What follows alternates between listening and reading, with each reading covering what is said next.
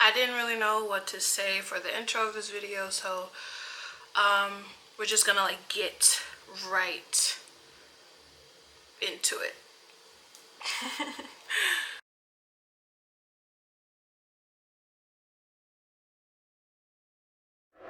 So with this last one, I definitely do have a few things to update you guys on, because I believe the last, besides episode 7, the last video, episode 6, that was uploaded like 4 months ago, 4 months, almost 5 months ago. A lot has happened in those months. A lot that is related to my mental health specifically. So I think it just kind of all ties in together with this video being like the moving forward video of like what I am doing now to just like keep moving forward in a sense. That would say, so yeah, is that I do have a psychiatrist now. I did have a therapist, but at the moment, because of, because when I try to explain this to people, it's like very hard because I keep forgetting of like the actual reason of it, because my memory is just trash. I did have a therapist, and she was like an understudy or apprentice of a different therapist, and like whatever program that she was connected to, they like made them stop accepting clients for a certain amount of time. So I still wanted her to be my therapist, so the next time I'll be able to even talk to her again is in like August. So as of right now, I've been without a therapist for a bit over a month, I would say, because yeah, my last like session with her was in June, I believe, which is sucky. And during that time, I decided to seek out a psychiatrist because in February, well, like the ending of January, going into February, I relapsed and I had a suicide attempt. It happened in like the ending of January, but I didn't tell anyone about it until February, which I'm well aware that that is not a good thing to do. And so that is when I made the effort of trying to look for a psychiatrist. It's very hard to find a good psychiatrist. Finding a good psychiatrist is like finding your style. You can try different ones out here and there. They look different, they feel different, but it's hard to find the one that is like just right for you. So I found the one. She's a woman, which that was one thing that was important to me. And so yeah, so during the consultation, like I did the consultation, which is pretty much before you get matched up with the actual therapist or a psychiatrist. They pretty much go through like your history with you and like why you want to seek out either like therapy, CBT, or psychiatric help in the first place. And then I got matched with the psychiatrist that I have now, and she's a very nice lady. I like her a lot. She took the time to break down a lot of things with me as far as like symptoms go for things that I was already dealing with. And then when talking to her, she was like asking me like very specific questions. She asked me if I had ever been screened. Being screened means being evaluated for certain types of mood disorders or mental illnesses. She had asked me if I've ever been screened for bipolar disorder or borderline personality disorder, and I said no. And she said, would you like to be screened? And I said, yeah, sure. And so going into when I like said yes to that question, for a while now I have had the thought, up until now I've had the thought that I feel like there's a possibility what I what I live with and have been dealing with, have been struggling with, is more than just depression and anxiety, and like slight panic disorder, because I get panic attacks every now and then. I get more anxiety attacks than I do panic attacks. I literally had one yesterday at work. Moving on. But yeah, I just always had the feeling that, okay, there has to be something more to this than just depression and anxiety. So she screened me, and she said that I strongly do believe that you can have either bipolar or borderline personality disorder. And now from there, she had to help me break it down that bipolar disorder and borderline personality disorder actually have the same symptoms. The key difference in these illnesses that she explained to me is the frequency of when you go into a stage of mania.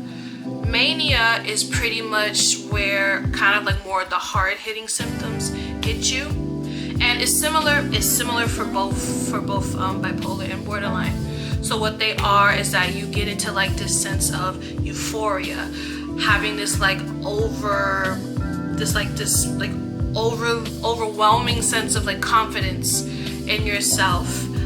You engage in bad habits, overspending when you don't have the money to spend, engaging in risky behaviors such as like wild sex, unsafe sex, binge eating,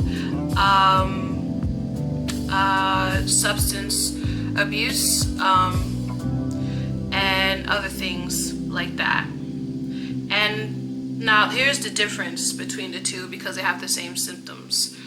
With bipolar disorder, those symptoms come about in the time frame of like 3 to 4 days. So these symptoms slowly start showing up in the span of 3 to 4 days. Now at the end of that 3 to 4 days, you dip down into a depression episode that can last for a few days to a few weeks. With borderline, those symptoms can happen in a matter of minutes. You get all the feelings of like the manic episode in a span of like 30 minutes to an hour.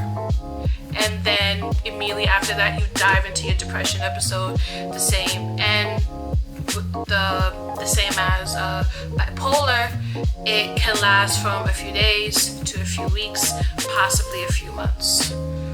And so I related more to borderline because when I explained everything to my psychiatrist, she realized that my mood swings did happen in like a very small time frame. I could go like literally yesterday at work, my anxiety was starting to flare up really bad because of a situation that I will not talk about. But my anxiety started to flare up really bad, and I was out on the baseball field with my group of kids that I work with, because in the program that I work with, we teach kids about baseball. And so they're on the field playing, and I'm like in the dugout, and like the feelings of like when anxiety attacks, it started to slowly come upon me, and I'm trying to do like my breathing exercises, I'm trying to do like my coping mechanisms, like the 5 sense thing. And then with the situation that even got me in the anxiety attack in the first place, it was like something more was added to it, and then I just went into like full anxiety attack mode. My body was shaking, I had trouble breathing, I felt aches all throughout my legs and my feet. My back was hurting, I felt dizzy, and so I ended up leaving work early. And then when I was on the train, I had sunglasses on so no one saw me crying, thank God, because that would have been embarrassing. And then when I got home, like within a matter of like I would say like 30 minutes to an hour, I had bits of rage and sadness, and then like just bits of like laughing at myself for how I even reacted, all in that like just happened just like back to back in like a very small time frame. So that's just kind of an example of how mood swings work when it comes to my mood swings work when it comes to borderline personality disorder. So with this new diagnosis that I am taking medication. I've expressed before that I was on a medication in the past that did not work for me, and this is when I was still just with the knowledge of the diagnosis of like depression and anxiety. So I was only getting treated for depression and anxiety, and my psychiatrist told me that it is very common for people with either bipolar disorder or borderline personality disorder to be misdiagnosed with just depression. It's very common, which is not a good thing. But then it also makes sense because bipolar disorder and borderline personality disorder are very distinct and very unique mental illnesses, if that makes sense. Hopefully that makes sense. So yes, I'm taking a new medication for it now, 2 different ones actually. I recently got a increased dosage of the medication that I'm taking because I found that my mood swings were it's like fuel has been added to my mood swings, if that makes sense. They become more aggressive, they become stronger, if that makes sense. And my anxiety has been at an all-time high. So the first medication that I take is lamotrigine. At first I was taking 25 milligrams of it, which is pretty much 1 pill in the morning, and then my dosage was increased to 50 milligrams. So instead of taking 1 in the morning, I take 2. And then that is mainly for the borderline personality disorder to manage the mood swings. Now for my anxiety, and also the fact that I have very, very, very hard time sleeping throughout the night. I've dealt with insomnia for many, many years, since literally I was a kid. It'll either be hard for me to fall asleep, I sleep too much, sleep too little, or when I do fall asleep quickly, I wake up multiple times in the night, and it's very annoying, and it can obviously cause a lot of emotional and mental stress in the body, and I deal with fatigue very, very badly.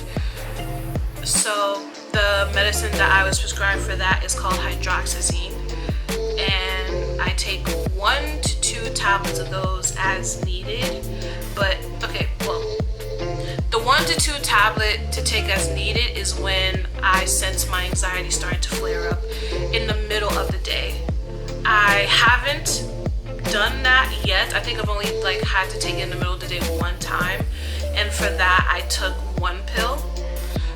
Only took 1 instead of 2 because hydroxyzine can cause drowsiness and dizziness, so I only took 1. But before I go to sleep, I take 2.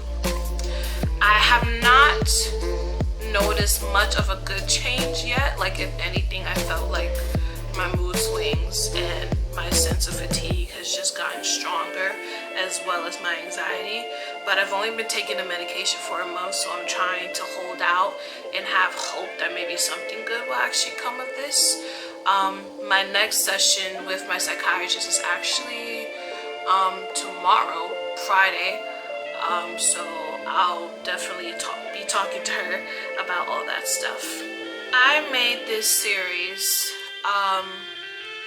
for the simple fact of just to raise awareness and to just share my story.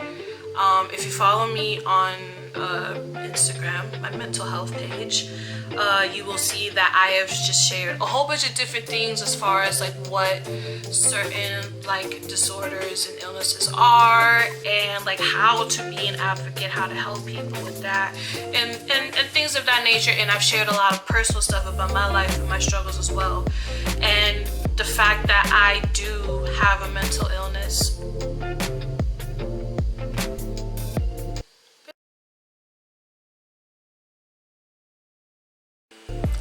and sharing my story as a person who lives with a mental illness, as well as someone who is Christian, someone who does believe in God. And that can obviously be that could be considered like a bit of an oxymoron, or just like a very confusing, conflicting thing for people who just don't like understand how that can be. And for people who are in the faith, they turn into a Pharisee. But I created this because I got like 2 different messages in the past on my mental health Instagram page from people who had high levels of leadership. Like one was like a deacon and the other person was like a pastor, like they had a pastoral role in their church. And they have both messaged me saying thank you for what you are doing, because I have dealt with like such and such like disorder and illness for many years, and I've been too scared to tell anybody and too scared to share anything, because they had such a high level role of leadership in the church, and the fact that they were Christian. That is one of the main reasons why I made this series, for people who are like me, who are in the faith, whether you're in the faith or not, you're part of the church or not, to tell the whole church, everyone around the world who believes in God, that there is people who are in your congregation that are suffering in silence, and they're too afraid to speak out because of the stigma and the hate that we spew at people who say they have these problems, but then you just declare them to be demonized, and they're not being a good enough Christian, they're not praying hard enough, they're not reading their Bible enough. That has to stop, because that type of commentary that you share to people who are supposed to be your brothers and sisters in Christ is not Christ-like, is not godly. It's not. That is Pharisee, Sadducee behavior, and that is not okay. And I do not tolerate that for people who try to be like that against me, people that I know on a personal level, and even people that I don't know. It's just not okay. That's why I started this series. That's why I even started the mental health page that I had on Instagram, because we still need to spread awareness. We need to let people know that they are not alone. And just because you are dealing with this struggle mentally and emotionally does not make you a bad Christian, does not make you a bad person. It is not your fault. You deserve to get help. You can still believe in a God that is filled with supernatural wonder and does miracles, and still seek medical help. That we have a physical body, obviously, and then in the Bible it talks about like taking care of our temple, our body, because it's a temple of the Holy Spirit. Our mind is a part of that body. If God wants our physical body to be healthy, then why wouldn't he want our mind to be healthy? Like that, it doesn't make sense. So people who do take medication, people who have a psychiatrist, people who have a therapist, they are following the will of God by taking care of their mind, taking care of how they deal with their emotions, taking care of how they heal their trauma, taking care of learning how to unlearn negative behaviors and thought patterns. That is Christ-like. That is literally Christ-like. And for people to try to go against that notion, you're crazy. You're crazy and you're stupid, honestly, because of how I spoke about that part of the Bible. You clearly don't know the context. Clearly don't know the context. And you're trying to put everything inside just like small box bubble, and are not willing to be understanding and even reach out to people who are struggling with that. I dare anyone who watches this video, comes across this video, to talk to someone that you've probably known for years, that you know that they have served in the church for years, that you know have high leadership roles in the church for years, or even a person that you may not know, a new face that's just come to be a part of your congregation. Talk to them, pray for them, ask them if they have been dealing with any emotional issues. And if they don't say it right away, 9 times out of 10, they're too scared to share it. So I urge you to even pray to God about it and ask him that he reveals it to you, because I am 100% sure there's many people and many congregations throughout the world that are hiding their mental and emotional struggles because of the stigma that the global church has put on mental health awareness, and it needs to stop. Can you expect from me in the future? I don't know. And that's honestly the exciting part of it. I mean, I'm working on a little something. I'm not gonna spill anything about that. Y'all just gonna have to wait and see. So if you want to wait and see, subscribe, hit the bell next to the subscribe button, and click all notifications so you can get notifications at the top of your phone when you get a new video from me. It's that simple, and it's also free to do that. But aside from that, I have made the plan to try to upload a video once a week on my channel. If not once a week, then once every 2 weeks.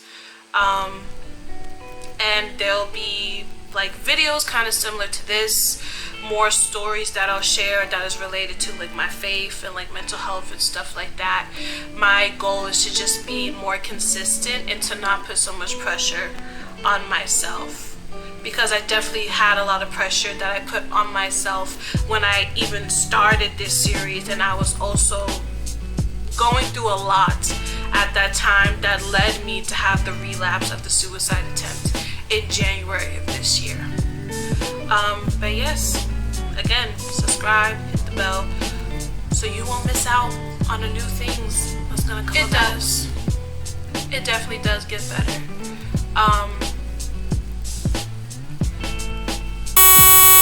My mental health has gotten better in some ways.